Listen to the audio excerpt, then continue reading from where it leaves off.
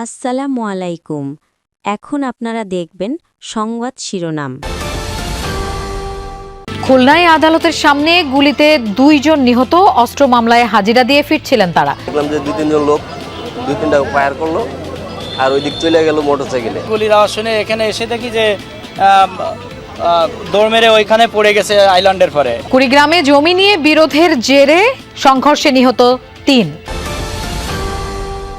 খালেদা জিয়ার রোগ মুক্তি কামনায় মসজিদ মন্দির গির্জায় দোয়া প্রার্থনা। সুস্থ হয়ে আবারও দেশ সেবায় ফিরবেন এমনটাই প্রত্যাশা বগুড়াবাসীর। সবাই আমাদের ম্যাডামের বেগম খালেদা জিয়ার জন্য আপনারা দোয়া করবেন। জীবন মৃত্যুর সন্ধিক্ষণে উনি অবস্থান করতেছেন, সেজন্য আমরা আজকে এই খতমে কোরআনের মাহফিলের আয়োজন করেছি।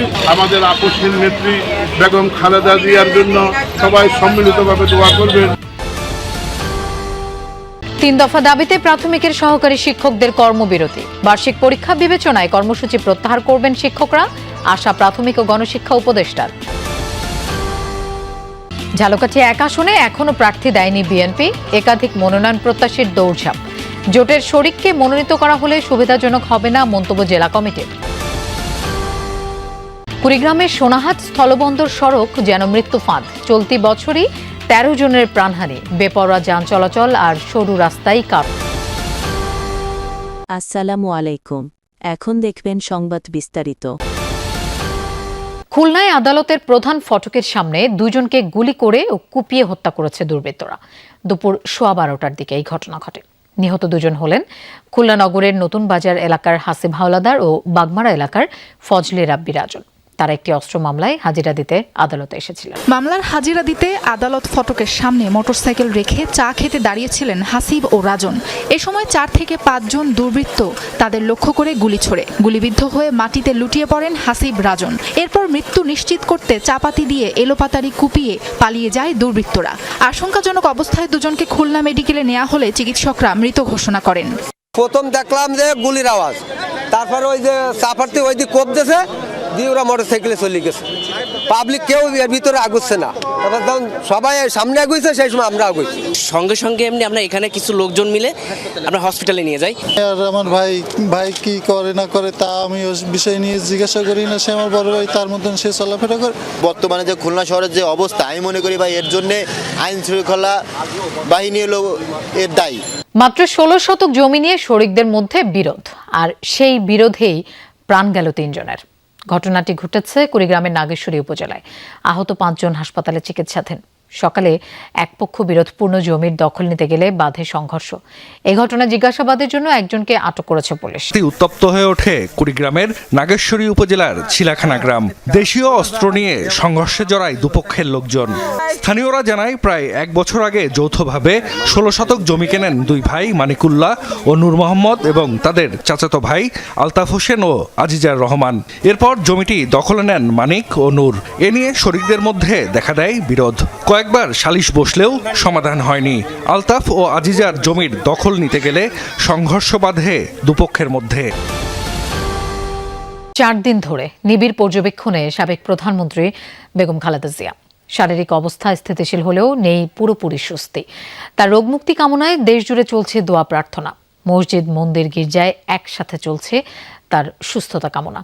মানবিকতার জায়গা থেকেই সাধারণ মানুষ আশা করছেন দ্রুত সুস্থ হয়ে ফিরে আসবেন তিনি। ভিন্ন পথ ভিন্ন মত, সবার একটাই প্রত্যাশা খালেদা জিয়ার রোগ মুক্তি। শহর থেকে গ্রাম, মসজিদে মিলাদ, মন্দিরে প্রদীপ, ঘরে ঘরে সংক্রমণের কারণে সৃষ্ট জটিলতায় বিএনপি চেয়ারপারসনকে 4 দিন ধরে রাখা হয়েছে নিবিড় পর্যবেক্ষণে। রাজনৈতিক মতপার্থক্য পেছনে ঠেলে সবাই এখন তার সুস্থতার খবরে। কেউ কোরআন খতম দিচ্ছেন, কেউ করছেন মিলাদ মোনাজাত। অপরদিকে সনাতন সম্প্রদায়ের পূজাস্থলে ঘণ্টার ধ্বনি, প্রদীপ জ্বালিয়ে চলছে অসুস্থ খালেদা জিয়ার দ্রুত আরোগ্য কামনা। দেশনেত্রী বেগম খালেদা জিয়া এভার কেয়ার হাসপাতালে ভর্তি রয়েছেন।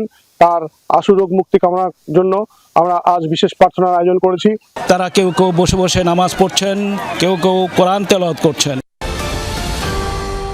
11তম গ্রেডে বেতন ভাতা নির্ধারণ সহ 3 দফা দাবিতে বিভিন্ন জেলায় কর্মবিরতি পালন করেছেন প্রাথমিক বিদ্যালয়ের সহকারী শিক্ষকরা। সকাল থেকে রাজশাহীতে প্রাথমিকের পাঠদান বন্ধ রাখেন শিক্ষকরা। আগামীকাল থেকে বার্ষিক পরীক্ষা শুরুর কথা থাকলেও দাবি বাস্তবায়ন না হলে পরীক্ষায় অংশ না নেয়ার ঘোষণা দেন তারা। এর ফলে অনিশ্চয়তার মুখে পড়েছে রাজশাহী নগরী ও 9টি উপজেলার প্রাথমিক শিক্ষা ব্যবস্থা। এদিকে খুলনায় খাতা কলমে কর্মবিরতি পালন করলেও পরীক্ষার বিষয় বিবেচনায় নিয়ে শিক্ষার্থীদের ক্লাস নিচ্ছেন শিক্ষকরা। তাদের 3 দফা দাবিগুলো হচ্ছে বেতন স্কেল 11তম গ্রেডে উন্নীতকরণ, 10ম ও 16 বছর পূর্তিতে উচ্চতর গ্রেড সমস্যার সমাধান এবং শতভাগ বিভাগীয় পদোন্নতি দেওয়ার দাবি। প্রাথমিক শিক্ষকদের দাবি পূরণের চেষ্টা চলছে, আশা করা যাচ্ছে তারা কর্মসূচি স্থগিত করবেন। ভোলায় এমনটাই বলেছেন প্রাথমিক ও গণশিক্ষা উপদেষ্টা অধ্যাপক ডাক্তার বিধান রঞ্জন রায় পোদ্দার। দুপুরে মনপুরা উপজেলার কয়েকটি প্রাথমিক বিদ্যালয় পরিদর্শন করেন তিনি। এ সময় প্রাথমিক ও গণশিক্ষা উপদেষ্টা বলেন, বিভিন্ন দাবি দাওয়া নিয়ে প্রাথমিকের সহকারী শিক্ষকরা অনেকদিন ধরেই আন্দোলন করে আসছেন। সরকার শিক্ষকদের দাবি পূরণের চেষ্টা করে যাচ্ছে। বার্ষিক পরীক্ষার কথা চিন্তা করে শিক্ষকরা কর্মবিরতি কর্মসূচি স্থগিত করবেন বলে আশাবাদ জানান তিনি। নন অফিসিয়ালি কথাবার্তার মধ্যে মোটামুটি নিশ্চিত হচ্ছে যে শিক্ষকদের দাবিটা বাস্তবায়িত হবে, 11তম গ্রেডের বাস্তবায়িত হবে। সেই ক্ষেত্রে আমি আশা করি তারা তাদের কর্মসূচি স্থগিত করবেন, কারণ আমাদের বার্ষিক পরীক্ষা, সেই পরীক্ষাতে ছাত্রদের স্বার্থটাকে হুমকির মুখে ফেলানো ঠিক না। কুড়িগ্রামে বেড়েই চলেছে সড়ক দুর্ঘটনা। শুধু একটি সড়কেই চলতি বছর 13 জনের প্রাণ গেছে। জেলায় 63টি সড়ক দুর্ঘটনায় হয়েছে 59 জনের প্রাণহানি। স্থানীয়দের অভিযোগ, যানবাহনের বেপরোয়া চলাচলের কারণেই বাড়ছে মৃত্যুর মিছিল। এদিকে সংশ্লিষ্টরা বলছেন, প্রয়োজনের তুলনায় রাস্তার প্রশস্ততা কম থাকায় ঘটে। দেখতে স্বাভাবিক মনে হলেও এই পথ যেন সাক্ষাৎ মরণ ফাঁক। জেলার বিভিন্ন স্থান থেকে স্থলবন্দরে প্রতিদিনে আসা যাওয়া করে শত শত যানবাহন। রাস্তার বিভিন্ন পয়েন্টে রয়েছে নির্দেশক, তবুও দুর্ঘটনা কমছে না কোনোভাবেই। অবস্থা এমন, এখন এই পথে যাতায়াত করতে আতঙ্কে থাকেন যাত্রীরা।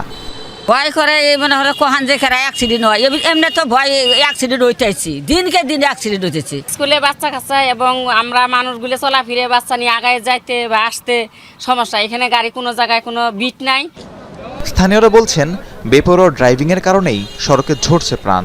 চলতি বছর এই সড়কে প্রাণ গেছে 13 জনের। 2 বছরের দুর্ঘটনায় নিহত হয়েছেন 21 জন। গাড়ি এত স্পিডে চালায়, ব্রেক করতে গেলে গাড়ি উল্টে যায়, দেখা যায় ড্রাইভারও মারা যায়, পথচারীও মারা যায়। গাড়ি চালালে হ্যান্ডেল জাগার পরে গাড়ি কন্ট্রোল করা যায় না। প্রতি মাসে নাহলে 2-3 অ্যাক্সিডেন্ট হয়, 2 জন 3 জন 4 জন লোক করে মারা যায়। সংশ্লিষ্টরা বলছেন, প্রয়োজনের তুলনায় সড়ক কম প্রশস্ত হওয়ায় ঘটছে দুর্ঘটনা। দ্রুতই প্রয়োজনীয় ব্যবস্থা গ্রহণের আশ্বাস সড়ক বিভাগের। রাস্তাগুলো প্রসারিত না, রাস্তাগুলো হলো সরু বা চিকন। ইনশিওর করতে হবে যে আমাদেরকে সবাইকে লাইসেন্সবিহীন যারা থাকবে তাদেরকে আটকাই দেওয়া, তাহলে আমাদের এই অ্যাক্সিডেন্টটা কম হবে। আমরা অনুসন্ধান করছি কোন জায়গাগুলোতে আসলে অধিক দুর্ঘটনা ঘটছে, এগুলো আমরা আমলে নিয়ে এখানে যদি ফুট ওভারব্রিজ যেখানে স্কুল আছে সেটি করা যায় কিনা সেটি আমরা বিবেচনায় নিচ্ছি।